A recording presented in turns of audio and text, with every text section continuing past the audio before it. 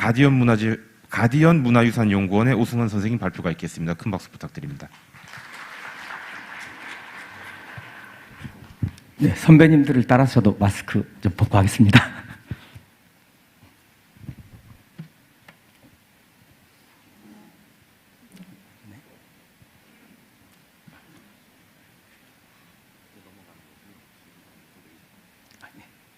죄송합니다. 예, 음식 조리 가공 기술의 고고학으로 말씀드리도록 하겠습니다. 네, 저는 이제 음식 조리하고 가공에 대해서 말씀드리는데요. 저는 한 20여 년 동안 음식 조리 쪽, 가공 쪽 연구를 하면서 느낀 건데, 기존의 외국의 자료들을 적용해서 연구를 하면 엄청 쉽겠다라고 생각을 해서 그러한 방식으로 적용을 해봤는데, 실제 중국이나 일본 같이 가까운 나라조차도 선사시대 일부를 제외하고는 우리하고 많이 다르다는 걸 알게 됐습니다. 그래서 오늘 발표드릴 내용은 지금까지 밝혀진 성과를 중심으로 우리의 조리 가공 기술 무엇이 있는지 그걸 말씀드리려고 합니다. 일단 식생활을 복원하는 과정은 5개 단계로 알려져 있는데요. 그 중에서 두 번째, 가공 및 조리 단계가 있습니다. 이 가공 및 조리 단계에 대해서 오늘 말씀드릴 건데요. 지금 우리의 이 모습, 지금 우리 인류가 이렇게 발달하게 된 것은 이렇게 음식을 불에 조리해서 먹기 시작하면서부터다라는 것은 잘 알 것입니다. 그런데 정작 우리나라 구석시대의 조리, 어떤 걸 이야기할까 찾아보면 딱히 우리는 밝혀진 게 없죠. 하지만 뭐 프랑스나 이런 유럽 지역을 보면은 상당히 연구가 많이 되어 있습니다. 영양 상태에 대해서까지도. 제가 찾은 것으로는 이렇게 이제 두루봉을 비롯한 구석기 유적에서 철저하게 깨어진 저 뼈들, 왜 저렇게 깨져 있을까? 결국은 골수를 빼먹기 위해서겠죠. 골수를 빼서 먹는 방법. 최근에 이스라엘의 텔아비브 대학 연구팀에서 밝힌 바에 의하면은 이제 호모 에렉투스한 게 약 40만 년 전부터 이 가장 오래된 저장식품으로 저 골수를 이야기했어요. 왜냐하면 이 골수라는 걸 보면은 지금 보시다시피 가운데 깨지기 전에는 그 안에 밀봉 상태로 있거든요. 그러니까 장기적으로 저장해 두고서 필요할 때 깨서 먹으면 되거든요. 그래서 지금도 포르투갈을 비롯한 유럽 쪽에는 이렇게 골수 요리를 해서 먹는 곳이 있습니다. 우리는 이렇게 안 먹습니다. 아시죠? 우린 사골로 먹잖아요. 그렇기 때문에 우리는 이렇게 먹지는 않는데 구석시대엔 저렇게 먹었다는 거죠. 그러면 이제 진짜 조리라는 것을 이야기하려면 무엇이 있을까? 결국 토기에 등장해서 진짜 조리를 이야기할 수가 있는 거죠. 그런데 토기를 보면은 발굴기관들, 체험교육장 또는 각종 박물관 이렇게 신석시대 토기를 꼭 땅에 박아서 조리하는 걸로 돼 있습니다. 하나같이 다 그렇습니다. 근데 실제 저도 많은 신석시대 유적 주거지 조사해봤지만 이렇게 땅속에 박아서 조리를 하는 것은 발견된 사례도 실제 그러한 사례를 발견하지 못했습니다. 그런데 정작 고고학자들은 어떻게 복원을 하고 체험을 하고 실험을 하냐면 꼭 이렇게 돌에 받쳐서 해요. 근데 우리가 교육할 때는 땅에 박아서 사용했다고 그래요. 실제 이렇게 돌에 받쳐서 사용을 하면은 열 효율이 상당히 좋습니다. 특히나 원저, 첨저의 바닥에 이렇게 밑에서 불을 전하게 되면 열 효율이 엄청 높아지죠. 실제 사용 사례들을 봐도 그리고 이것을 사용은 분석을 했을 때 역시 이렇게 돌로 받쳐 사용했다는 걸 알 수가 있습니다. 그런데 신석시대 사람들은 그럼 무엇을 어떻게 먹었을까? 대체로 이렇게 밥을 해 먹었다라고 예전에 생각을 했어요. 그런데 정말 밥을 해서 먹었을까? 그렇지는 않겠죠. 저는 신석시대에는 견과류를 갈아서 만든 분식 위주의 복합 음식을 먹었다고 생각합니다. 이름 참 붙이기가 어렵습니다. 처음에 짬뽕이라고 했다가 이거 아닌 것 같아서 그 말은 여러 가지를 섞었다는 거죠. 즉 이렇게 채소를 중심으로 또는 지금 여기 보시는 것처럼 이 해산물을 중심으로 또는 육류를 넣어서 또는 다양한 걸 넣어서 해보는데 제가 직접 해본 걸로는 이렇게 도토리를 갈아가지고 기장이랑 버섯 여러 가지들을 넣고서 조리를 해봤는데 이렇게 조리를 해서 먹었다는 거죠. 즉 복합 음식인 거죠. 그런데 우리는 이제 조리 자체는 생각은 했지만 조리 이후에 세척에 대해서는 한 번도 생각을 안 했죠. 세척의 기술은 그럼 뭐가 있을까? 이렇게 되면 당연히 물에 불려서 씻으면 깨끗하게 씻어진다고 생각했습니다. 아주 여기까지는 나이브하게 갔는데 그 다음이 문제였습니다. 딱 하루만 말리면 이렇게 전분질이 일어나면서 토기 내면까지 박리가 일어나기 시작합니다. 또는 곰팡이가 바로 이틀 만에 피기 시작합니다. 네. 또는 이 전분지를 떼어내다가 깨지기까지 합니다.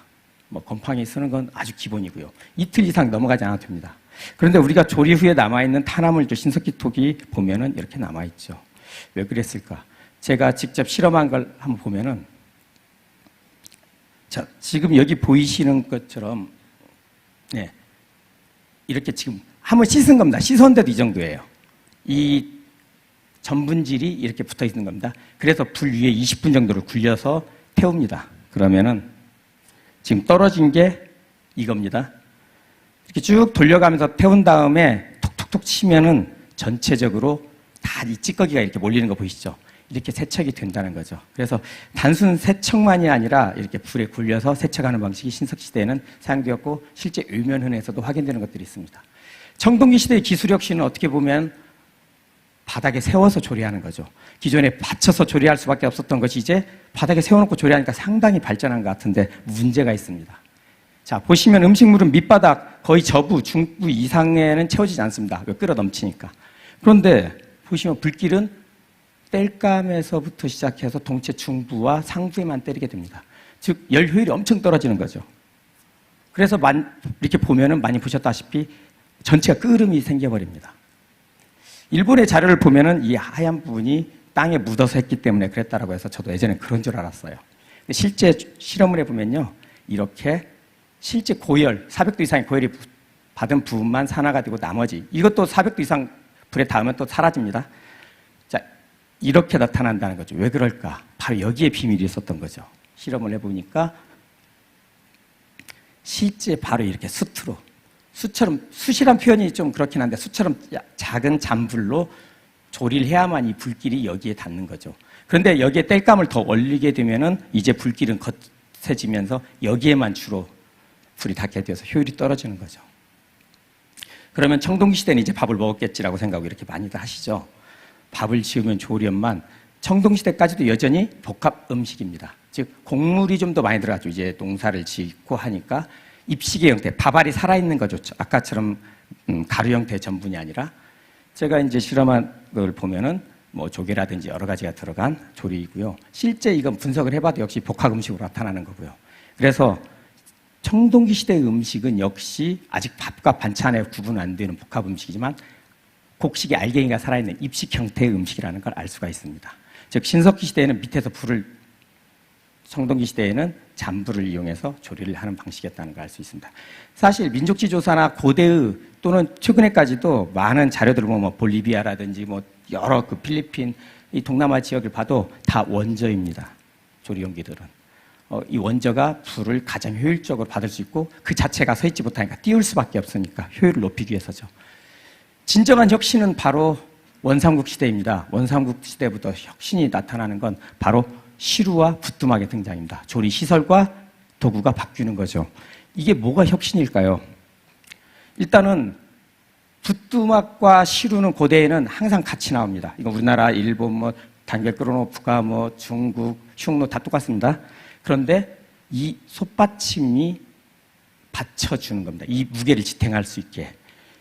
부뚜막은 아직 약하기 때문에 이게 지탱해주고, 이게 지탱해주면서 띄워줬기 때문에 불이 더 많이 감싸져서 효율이 높아지는 거죠.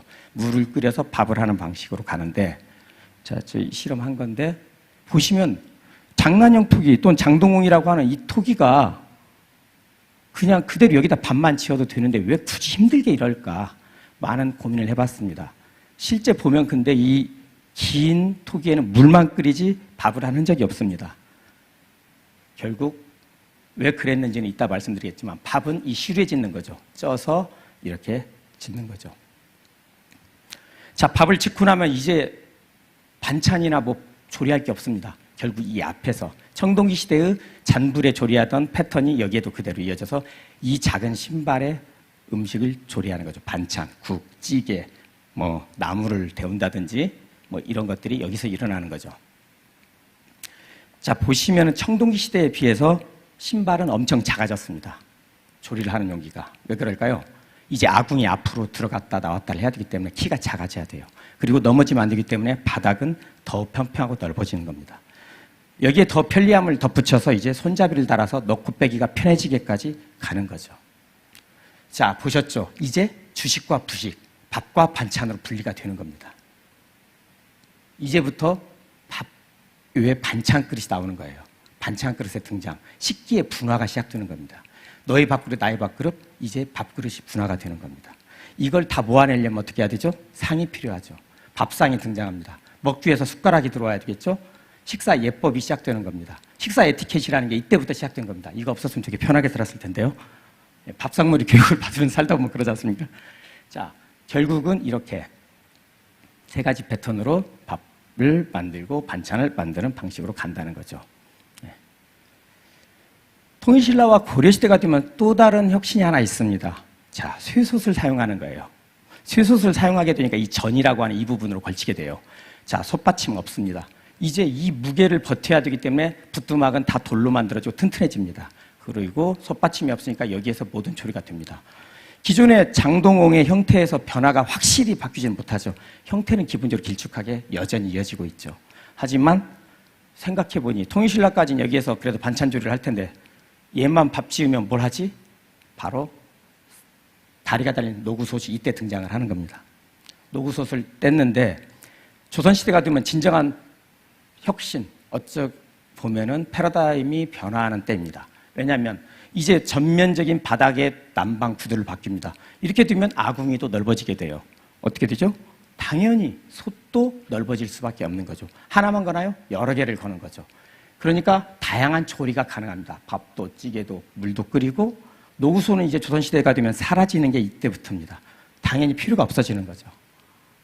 자, 그러면 이 변화 혁신을 보면은, 죄송합니다. 띄워서 조리하는 게 힘들으니까 세워서 조리를 하고 세 개의 기종을 사용하다 하나의 기종으로 가는 거 되게 편리해졌습니다. 근데 하나에서 세 개로 간 것이 무슨 편리일까? 이게 무슨 혁신일까? 라고 생각할 텐데 여기에도 깊은 기술적인 함의가 있습니다. 먼저 장동홍, 이 긴 톡에 밥을 지으면 이렇게 나옵니다. 탑니다. 이걸 꺼내서 세척하려면요. 저도 실험하면서 꺼내면 엄청 끓음이 담았습니다. 자, 우리 원삼국 삼국시대 취락에 우물이 있는 취락이 몇 개나 있습니까? 어디 가서 세척해야 되죠? 게다가 매일 이걸 이렇게 세척할 수 있을까요? 불가능합니다. 결국 물을 끓여야 되는 거죠, 여기는. 그럼 물을 끓이면 밥은 당연히 시루도 떼지도 않습니다. 고정시켜놓고 곡식만 집어넣고 찌면 돼요. 꺼낼 때 얘만 꺼내면 돼요. 자, 이게 제가 실험을 주말 동안에 42회 하고 난 다음입니다. 얼마나 깨끗합니까? 장동홍 시루 세척할 필요가 없는 거예요. 아주 편리하게 죄송합니다. 얘만 빨면 되는 거예요. 엄청나게 편리해지면서 기술의 혁신을 가져온 거죠. 시루의 등장은 귀찮은 것이 아니라 편리함을 쫓아간 거죠. 자, 다음 제분과 도정입니다. 우리는 이렇게 갈돌로 가는 제분과 그 다음에 껍질을 벗기는 도정 두 가지의 기술이 있는데요. 우리 선사시대는 당연히 갈돌이 사용되죠. 그래서 가루로 만들었었는데 우리뿐 아닙니다. 전 세계적으로 가공도구는 제일 먼저 갈돌부터 나옵니다. 자, 나토피아 문화부터 투기 사용 이전의 신석기인 미펜 A기까지 사용되었던 바로 이 아부헤브레이라 유적이라고 하는 시리아 유적인데요. 이 유적에서 나온 인고를 보면 직업병인 거예요. 여기가 마모되고 관절염에 늘 시달렸을 것 같은데 역시 보시면 이집트나 메소포타미아에서도 이렇게 똑같은 방식으로 갈았어요. 우리도 역시 똑같았겠죠. 지금도 메타테라고 해서 멕시코에서는 이런 식으로 갈아서 쓰기도 하는데 실제 갈도를 보면 견과류 같이 딱딱한 걸 주로 가는데 사용했다는 걸 알 수가 있죠. 그러면 정말 이렇게 음식을 갈아서 먹었냐? 그게 나왔습니다. 2018년이죠. 스웨덴 연구팀이 이제 요르단의 나투피아 문화의 당에 14,000년 전 화덕에서 부유, 플로테이션을 해서 빵가루를 찾았는데 귀리 같은 걸 갈아서 만든 분식이었다는 것을 알 수가 있었습니다. 이런 빵의 형태나 아니면 이렇게 쿠키 형태로 구웠겠죠. 저도 직접 해봤습니다. 직접 학생들 시켜서 제가 하진 않고 갈아서 가는 건 학생을 시키고 굽는 것부터는 제가 했습니다. 이렇게 돌에다 해보니까 타는 걸 알 수 있습니다. 이게 일본의 조문시대 조문 쿠키라고 해서 신석시대 그 돌판에 구운 거죠. 아까 토기는 되게 세척하기 어렵지만 이건 쓰고 버리면 되니까 편하죠. 우리도 인천 운북동 등의 신석기 유적에서 이렇게 돌판에 사용했던 것들이 나옵니다. 이제 프로테이션을 많이 한다면 이런 게 나오겠지만 아직은 이런 사례를 통해서도 알 수가 있는 거죠. 자, 그런데 청동시대 후기가 되면은 갈돌이 사라집니다. 왜 사라지죠? 갈 필요가 없는 거예요. 왜? 농사를 지었는데 농사를 지은 건 껍질만 벗기면 되거든요. 알곡 상태로 먹는 입식이 시작되는 겁니다. 그렇기 때문에 청동시대부터 이제 절구가 나오는 거예요. 일본에서도 역시 카가와현에서 이렇게 동탁에 새겨져 있는 게 나오죠. 자, 그런데 이렇게 청동시대부터 나온 절구가요, 조선시대까지 계속 이어집니다. 자, 갈돌이 사라진 이후로 우리는 더 이상 제분도구가 나오질 않습니다. 고려시대 이전까지. 와, 왜 이럴까? 자, 디딜방화가 나왔습니다. 디딜방화가 나오면 좀 더 확산될 줄 알았습니다. 하지만 디딜방화는 우리나라의 고구려 이적 이후에 더 이상 확산된 사례가 없습니다. 고려시대 처음으로 맷돌이 나왔어요. 아, 이제 드디어 곡식을 갈아먹는구나 생각하는데요. 그렇지 않습니다. 이거 그 당시에는 차를 만드는 데 썼습니다. 고려시대, 가마쿠라 시대, 송나라 때 다 점다법을 사용하거든요. 지금의 포다법하고 다르게 이때는 막 말차를 갈아먹기 때문에 이게 거기에 사용된 거예요. 이후에 주로 사찰에서 고려시대부터 맷돌이 나오지만 두부를 가는 겁니다. 자, 그러면 조선시대가 돼서야 드디어 연자방화가 나와요. 그리고 맷돌을 번안한 맷통도 나오고요. 이거 맷돌을 뒤집어 옆으로 세우면 이 모습이 되죠. 이렇게 되니까 아, 우리는 이제 분식을 사용했구나라고 생각하는데요. 쌀을 가는 겁니다. 다른 분식이 아니라. 이때 시루떡이 등장을 합니다. 시루떡을 만들기 위해서요. 많은 부분이 고민인 게 이겁니다. 중국은 이미 신석시대부터 청해성의 라자유적에서 이렇게 국수도 나오고 또는 당나라의 에스타나 고분 등에서는 이렇게 분식이 나오는데 우리는 왜 분식이 안 나올까? 고려 도경에도 이미 밀가루를 중국에서 수입하는 내용이 나올 정도로 우리는 아무래도 밀이 잘하지 않았을까? 아닙니다. 우리 원산국부터 밀 많이 나옵니다. 그런데 밀은 나오는데 제분도구는 없다. 제분도구가 중요한 게요. 밀은 겉껍질은 벗겨도 속껍질이 잘 안 벗겨집니다. 그래서 유럽에서는 갈아서 아예 밀가루로 쓰는 거예요. 그런데 왜? 우리는 밥 해먹으면 되잖아. 실험을 해봤어요. 밥을 해보면요. 1시간을 끓여도 고무 씹는 것 같습니다. 그래서 다시 실험을 해봤죠. 이걸 식혀가지고 다시 생쌀이나 생좁쌀하고 같이 밥을 지었어요. 예전에 70, 80년대까지도 우리 보리밥을 짓는 방식입니다. 그렇게 하니까 밥이 되었습니다. 아, 밀밥으로 먹었구나 하는 것을 알 수가 있는 거죠. 그러면 이제 여기서 또 하나. 아니, 절구는 정말 가공이 제분은 안 되는 걸까? 예, 무모하게 도전을 했더니 껍질, 이 옥수수 같은 경우, 쌀 같은 경우, 벼 같은 경우 껍질이 잘 벗겨집니다. 거기까지입니다. 실제 1시간, 그러니까 이 껍질을 벗긴 도정보다 10배 정도 노력을 했을 때 이 정도가 됩니다. 꼭 소사료나 돼지사료처럼 거친 조사료 형태처럼 밖에 안 되는 거예요. 밀가루처럼 안 됩니다. 결국은 이 절구라는 것이 제분용은 아니구나. 그러면 과연 우리는 그 많은 서양에서나 다른 나라에서는 가루로 만들어 먹는 재료들을 어떻게 했던 걸까? 그래서 저는 생각을 한 게 바로 이겁니다. 도토리를 가공을 적당히 깨서 옥수수도 적당히 깨서 밀은 2번을 쪄서 이런 식으로 우리는 알곡 형태의 입식 식단에 아예 분식재를 집어 넣어버리는 겁니다. 그러면 분식을 만들 필요가 없겠죠. 분식이 우리나라에서 나오지 않는 이유가 바로 이겁니다. 하지만 중국이나 일본은 분식 도구가 정말 잘 나오기 때문에 같이 생각하면 안 되겠죠. 예. 맺은 말입니다. 자, 우리 조리 도구의 발달의 배경은 무엇인가? 그것은 편리함. 조리 방식의 편리함을 쫓아서 지금까지 왔다. 그러면서 혁신도 이루어졌다. 그러면 왜 우리는 가공도구에서 청동시대 후기 이래로 분식도구가 없이 계속 도정도구만 나오는가? 그것은 우리가 지금까지 먹고 있는 입식 형태의 음식을 계속 유지하기 위해서 가공 방식을 제분이 아닌 도정 위주로만 발전해 왔기 때문이다 라고 하는 것으로 이 이야기를 마치도록 하겠습니다. 감사합니다. 지금까지